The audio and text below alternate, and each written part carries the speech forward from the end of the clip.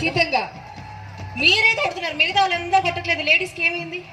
మీరు ఆ పక్కన ఉన్న 10 మంది గురించి మాట్లాడుతున్నారు, ముందున్న 1000 మంది గురించి మాట్లాడట్లేదు. చాలా ఫీల్ అవుతున్నారు అందరూ.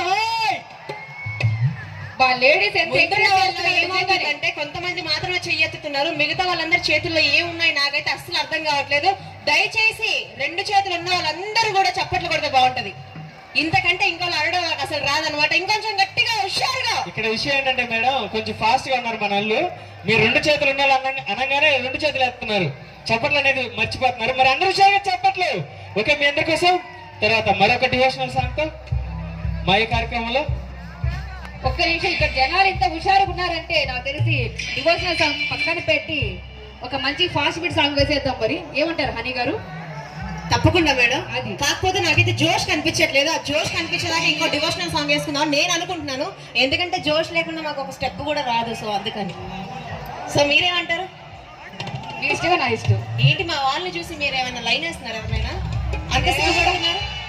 నాకు అర్థం కావట్లేదు. తినేంటో నేను మాట్లాడితే మెలికలు తిరిగిపోతున్నారు. నేను ఏమైనా లైన్ వేస్తున్నాను ఏంటి? అది కాదు కదా.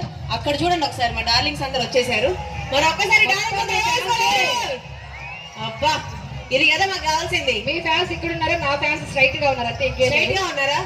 ఏంటో మా మహిళలు కొట్టాలా చూడాలా? ఏదో మేము జాతరకు వచ్చాము, వీళ్ళేంటి అరుస్తా ఉన్నారు, మాకైతే ఏం అర్థం కావట్లేదు అన్నట్టుగా ఫేసెస్ పెట్టారు. కానీ లేడీస్ అందరూ కూడా దయచేసి మా కోసం గట్టిగా చప్పట్లు కొడితే ఒక వండర్ఫుల్ సాంగ్ తో మీ ముందుకు వచ్చేస్తాం. Thank you so much. Thank you. Especially ladies కోసం దేవుళ్ళు ఇస్తారండి మహాకనక